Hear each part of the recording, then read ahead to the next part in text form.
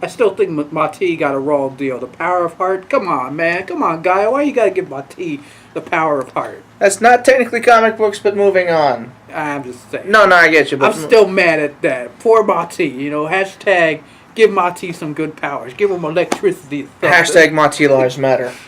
Oh, man. You better watch out. Well, I'm just saying, man. But moving on.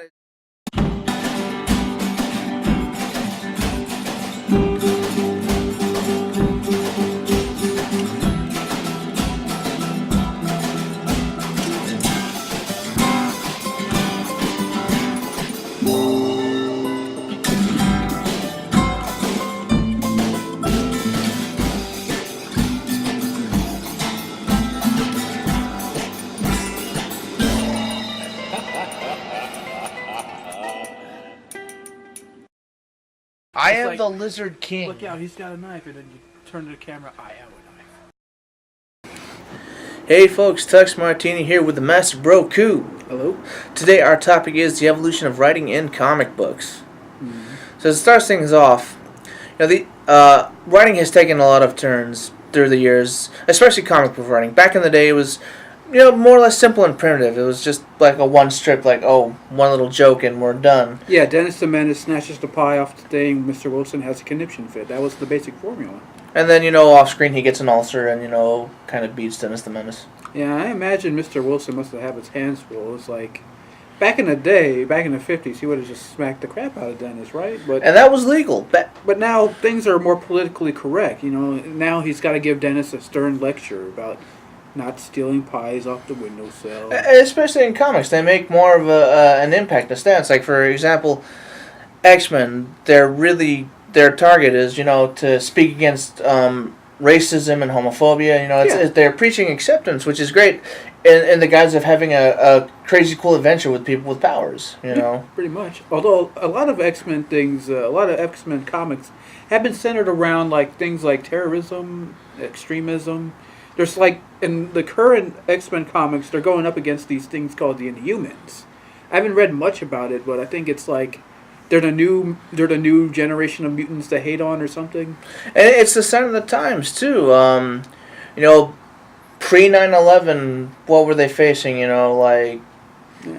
They were facing some sort of group, one extremist group to another, and it's kind of a sign of oh hey, now we have ISIS, we have the Inhumans, that's kind of their, subversiveness, quote unquote. I suppose you're right.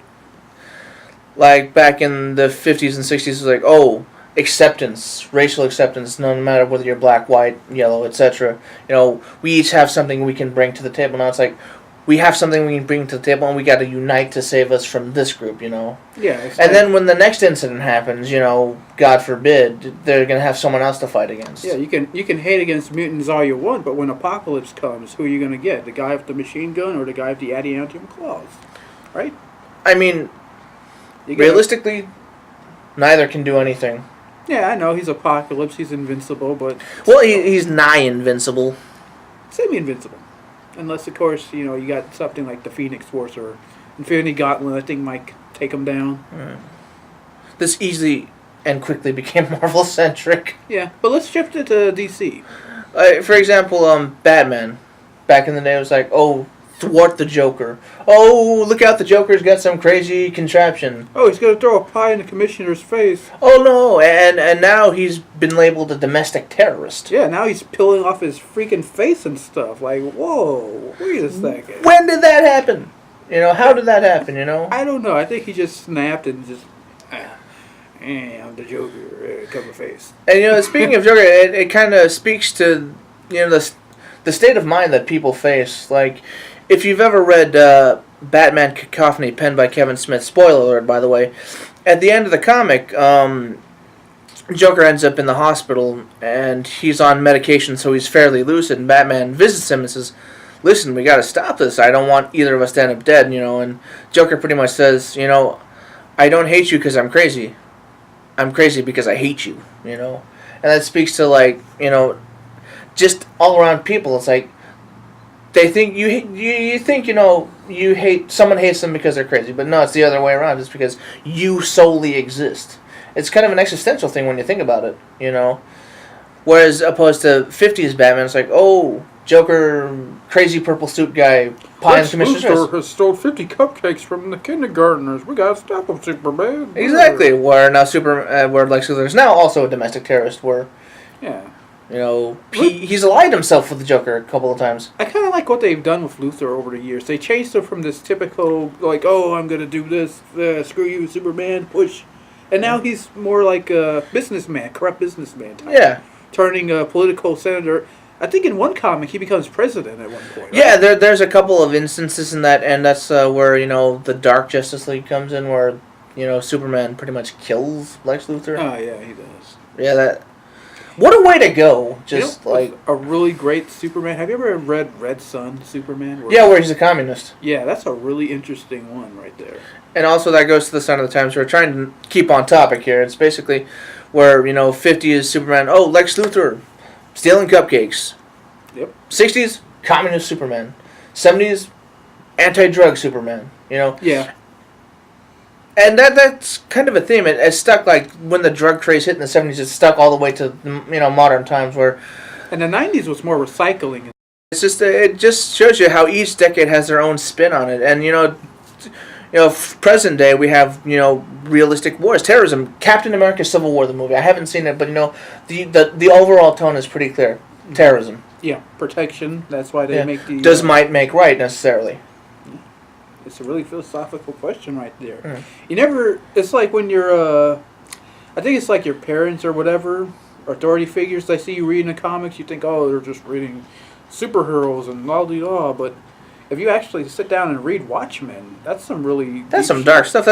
That's what happens, and that's also a sign of the times. Watchmen was, penned in the 80s by Alan Moore, I believe? Yeah, it was. It was a great story, And it just shows you where it was a sign of the times. Like, Coke pretty much was abundant, first of all. I mean, there was, like a little bit of drug use in there. But, it's like saying, oh, hey, these political figures, we're all going to die because Russia and America are at each other's throats. What if we had superpowers? Would they make it better? Would they make it worse? It's another good story that touches on that subject. You ever read a comic called Super Gods? That sounds familiar. It's a really great comic. I think you can actually find like the motion comic on YouTube. It's a really great experience to sit through, at least in my opinion. Some people might find it dark and bleak, but I kind of liked it. It actually shows a scenario of what would happen if military powers had their own superhumans to do their fighting. Yeah, it's basically, superpowered combat, for lack of a better term. Yeah. But, let's say we had an era of peace. Let's say we're all holding hands singing Kumbaya. Our comic books would reflect that, I think. It'd be like, oh, hey, Superman. There's some jaywalker.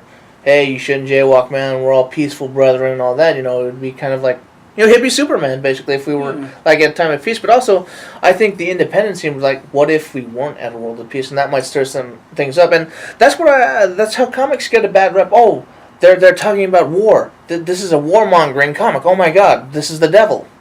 Yeah, people just want to be entertained at the end of the day. Yeah, but it's each person's interpretations. Comic books, at the end of it, are also subjective. It's to each person. Like, the parent might say, oh, this is preaching violence. My son Jimmy is going to go shoot up a school, Are you sure? Are you sure it's just not you spending time with young Jimmy? Yeah. Nope, it's the comic books. It's the funnies that's making Jimmy go evil. And, It's the Batman that made Jimmy shoot up the school. We should boycott comics. Yeah, but that was actually a thing back in the day. They tried to boycott a lot of comics in the early 50s. Yeah. Also, I mean, that trend stayed to modern times. I mean, there's still groups out there looking to boycott comics. Yeah, I think it is the changing of times that do really influence. Yeah. Like I said, our starting timeline was, back in the 40s, like Batman, Superman, all the other comic books, like, oh, slight threat, Yeah. Oh, bank robbing. Oh, Batman, I'm Batman. Bat cuffs. It's like, oh, a meteor's going to hit the Earth. Oh, here comes Superman. He'll with his ever-changing powers of creative writing. That's what really made Superman great, is that the writers would always make up powers for him. Like, oh, he's trapped in a box. Well, don't worry, heat vision. Oh, Superman is about to get shot. No, he can take it. Yeah, but that's also what I disrespect about Superman. He's so completely OP that there's nothing that can really bother him. Even his own weakness, Kryptonite, and I'm gonna go on a rant here. I'm sorry, but Kryptonite can't freaking stop him now. Yeah, I know. But like, what is the point of a weakness if it doesn't do jack? Here's the thing with Superman: you can still have an overpowered character, but you can make him overpowered, but you have to give him some type of emotional weakness. Like the Sentry, for example, he's a Marvel character, super OP. I think he's strong enough to even beat the Hulk. They made him agoraphobic. He didn't want to leave the house, and that's how you grind a character. You make a. But they didn't really ground Superman. No, well, they gave him like I think like there's one comic that gave him some type of insomnia or something, where he's like super paranoid, and he ends up like slaughtering everyone. Yeah.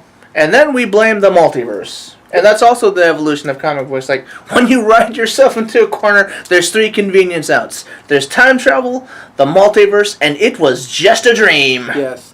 So in my opinion, it was all just a dream. It's like the worst way to end the story. Seriously. Oh, Superman went nuts, killed the United States. Oh, just a dream. Yeah. Oh, Lois, you wouldn't believe this. I had a dream. I ripped your heart out. I want to divorce Clark. Multiverse. Yep. Yoink. Just it goes to show you culturally, there's no real difference. We're each trying to push our own message. Mm-hmm. Even the quote unquote independent comics are gonna have their own message. Like, oh, war's bad. Power corrupts is another popular way of writing. Exactly. That speaks to Lex Luthor, like how he is now a corrupt person, isn't it? Yeah. Like when the stock market crashed back in like early 2000s. Lex Luthor, oh, I'm now a billionaire, and Superman's kind of just a nuisance, And shifting back to Marvel, Charles Xavier had his crusade, like, everyone can get along, and he preached that message, but he did some extreme things, He did. He shot the Hulk out in space, man. What?